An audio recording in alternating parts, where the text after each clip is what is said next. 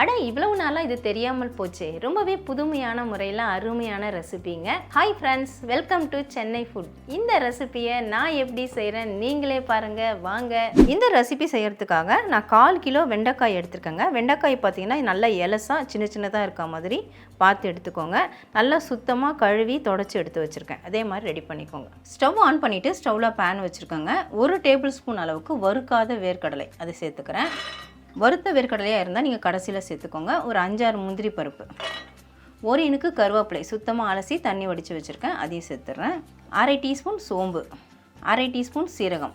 இதை நம்ம எண்ணெய் சேர்க்காமல் ட்ரையாக தான் வறுக்க போகிறோம். ஹை ஃப்ளேமில் வச்சுட்டு வறுத்துக்கலாம். நாம் சேர்த்த பொருட்கள் எல்லாமே நல்லா வறுபட்டுடுச்சுங்க. இப்போ நம்ம பிளேட்டுக்கு மாற்றிக்கலாம்.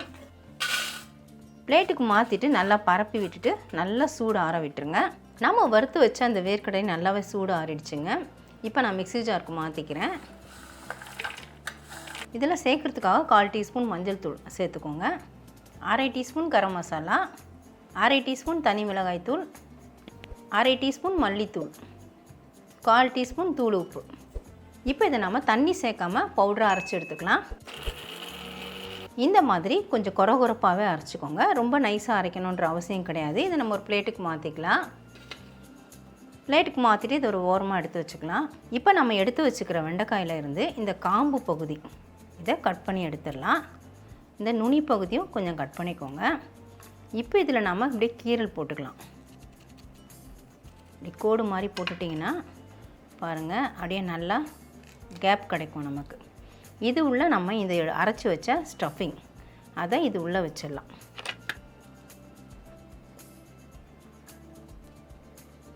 எவ்வளவு ஸ்டஃபிங் உள்ளே வைக்க முடியுமோ அந்த பொடியை வச்சுருங்க. நான் வச்சுட்டு அப்படியே நல்லா இப்படி அழுத்தி விட்டுட்டாலே போகிறோம். இதே மாதிரி நம்ம எல்லாத்தையும் ரெடி பண்ணிக்கலாம். நாம் எடுத்த வெண்டைக்காய் எல்லாத்துக்கும் பாருங்கள் உள்ளே வந்து அந்த பொடியை வச்சு நம்ம ஸ்டஃப் பண்ணிட்டோம். இப்போ இதை நம்ம வேக விட போகிறோம். மீதி இருக்கிற பொடியை அப்படியே வச்சுக்கோங்க. மறுபடியும் இதே மாதிரி ரெசிபி செய்கிறதா இருந்தால் நீங்கள் இதை பயன்படுத்திக்கலாம். இல்லைனா இதை எப்படி பயன்படுத்தணும்னு நான் சொல்கிறேன். ஸ்டவ்வில் இட்லி பாத்திரம் வச்சுருக்கேங்க. 1/2 லிட்டர் அளவுக்கு தண்ணி ஊற்றி வச்சுருக்கேன். இப்போ நம்ம இட்லி தட்டை வச்சுக்கலாம். தண்ணியும் இப்போ ஓரளவுக்கு சூடாயிடுச்சு. நம்ம ஸ்டஃப் பண்ண இந்த வெண்டைக்காய் அதை இட்லி தட்டில் அப்படியே வரிசையாக அடுக்கி விட்டுடலாம்.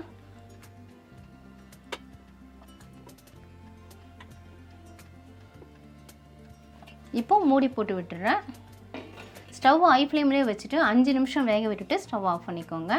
5 நிமிஷம் வேக வச்சுட்டு நான் ஸ்டவ் ஆஃப் பண்ணிட்டேங்க. இப்போ மூடி ஓப்பன் பண்ணிடலாம். வெண்டைக்காய் 50% வெந்தால் போதும். இப்போ நான் வெளியே எடுத்துட்டு அப்படியே பிளேட்டுக்கு மாற்றிக்கலாம். அதில் இருக்க ஸ்டஃபிங் எல்லாமே அப்படியே இருக்குது பாருங்கள், வெளியே வராமல்.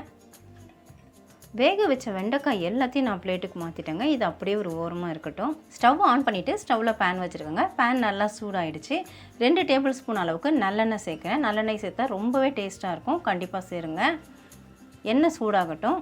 எண்ணெய் சூடானதும் 1/2 டீஸ்பூன் சோம்பு, 1/4 டீஸ்பூன் சீரகம். சோம்பு சீரகம் பொரியட்டும். சோம்பு சீரகம் நல்லாவே பொரிஞ்சிடுச்சுங்க. 2 மீடியம் சைஸ் வெங்காயத்தை பொடியாக சாப் பண்ணி வச்சுருக்கேன், அதை இதில் சேர்த்துக்கிறேன். கூடவே கொஞ்சமாக கருவேப்பிலை. வெங்காயம் ஓரளவுக்கு வதங்கட்டும். வெங்காயம் இப்போ ஓரளவுக்கு வதங்கிடுச்சுங்க. நம்ம இஞ்சி பூண்டு பேஸ்ட்டு சேர்த்துடலாம். 1 டீஸ்பூன் அளவுக்கு இஞ்சி பூண்டு விழுது வச்சுருக்கேன், அதை சேர்த்துக்கிறேன். பச்சை வாசனை போகிற அளவுக்கு வதக்கி விட்டுக்கோங்க.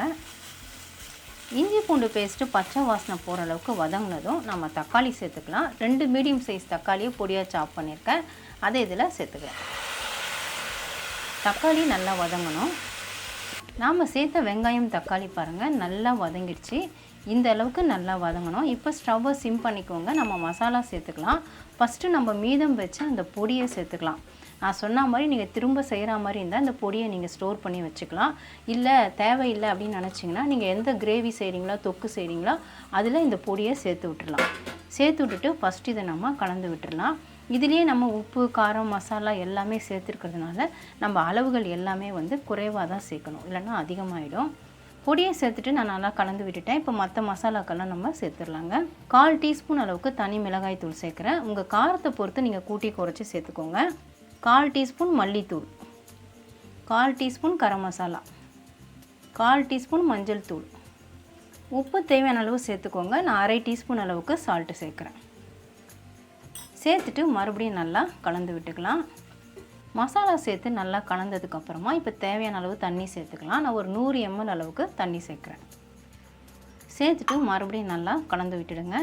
இப்போ நீங்கள் ஹை ஃப்ளேமில் வச்சுக்கலாம். அப்படியே நல்லா ஒரு கொதி வர ஆரம்பிக்கும். அந்த டைமில் நீங்கள் உப்பு காரம் செக் பண்ணிக்கோங்க. சப்போஸ் குறைவாக இருந்தால் சேர்த்துக்கலாம். நல்லா கொதி வந்த உடனே நான் உப்பு காரம் செக் பண்ணிட்டேங்க. எனக்கு கரெக்டாக இருக்குது. இப்போ நம்ம வேக வச்ச இந்த வெண்டைக்காய் அதை அப்படியே இதில் சேர்த்துடலாம். சேர்த்துட்டு அப்படியே நல்லா ஒரு அழுத்த கொடுத்து அழுத்தி விட்டுடுங்க. கலர வேண்டாம். ஏற்கனவே அதில் உப்பு காரம் இருக்குது. இன்னும் இந்த கிரேவியோடு சேர்ந்து இன்னும் கொஞ்சம் நல்லாவே உப்பு காரம் ஏறி நல்லா வெந்துடும். ஸ்டவ்வை மீடியம் ஃப்ளேமில் வச்சுருங்க. ஒரு 5 நிமிஷம் நம்ம மூடி போட்டு விட்டுடலாம்.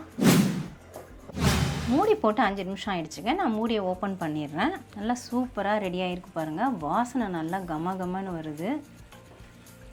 வெண்டைக்காய் நம்ம ஏற்கனவே வேக வச்சு தான் சேர்த்தோம். இப்போ இன்னும் நல்லா சாஃப்டாக வெந்துட்டுருக்குது. அப்படியே லைட்டாக ஒரு பரட்டிக்கலாம். அவ்வளோதான், பரட்டியாச்சு. இப்போ கொத்தமல்லி தழையை தூவிட்டு ஸ்டவ் ஆஃப் பண்ணிடலாம். கொத்தமல்லி தழை தூவுனதுக்கப்புறம் பார்த்திங்கன்னா லைட்டாக அப்படியே கலந்து விட்டுடுங்க.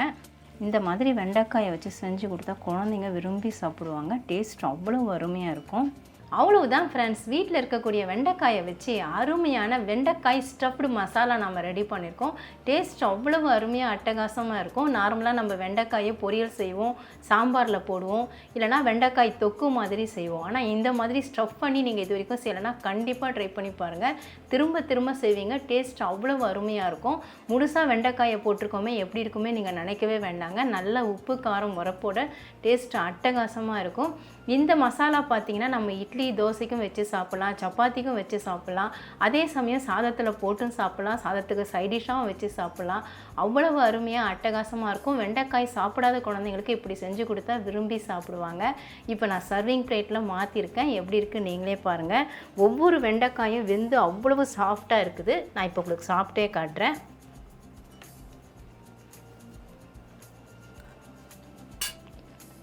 நான் சாப்பிட்றதுலேயே உங்களுக்கு தெரிஞ்சிருக்கும். அப்படியே வாயில் வச்ச உடனே 2 கடி கடித்த உடனே வலிக்கிட்டு ஓடிடுச்சுங்க. அந்தளவுக்கு வெண்டைக்காய் அவ்வளோ சாஃப்டாக வெந்திருக்கு. உப்பு காரம் உரப்பு எல்லாமே கரெக்டாக இருக்குதுங்க. நம்ம ஸ்டஃபிங் பயன்படுத்தின அந்த பொடியையும் அந்த கிரேவிலையும் நம்ம சேர்த்துட்டோம். அதாவது அந்த மசாலாவில் நம்ம சேர்த்துட்டோம். கூட எக்ஸ்ட்ராவாக கொஞ்சம் மசாலா தான் சேர்த்தோம். கரெக்டாக இருக்குதுங்க. ஓவராலாக சொன்னோன்னா அல்டிமேட்டாக இருக்குது. இது வரைக்கும் நீங்கள் ட்ரை பண்ணனா கண்டிப்பாக ட்ரை பண்ணி பாருங்கள் ஃப்ரெண்ட்ஸ். ட்ரை பண்ணி பார்த்துட்டு எப்படி இருந்து எனக்கு கமெண்ட் பண்ணுங்கள். மறக்காமல் நம்ம சேனலை சப்ஸ்கிரைப் பண்ணிக்கோங்க, லைக் அண்ட் ஷேர் பண்ணுங்கள். இதோட இந்த வீடியோவை நான் முடிச்சுக்கிறேன். மறுபடியும் இன்னொரு வீடியோவில் உங்களை சந்திக்கிறேன். By guys. Bye bye.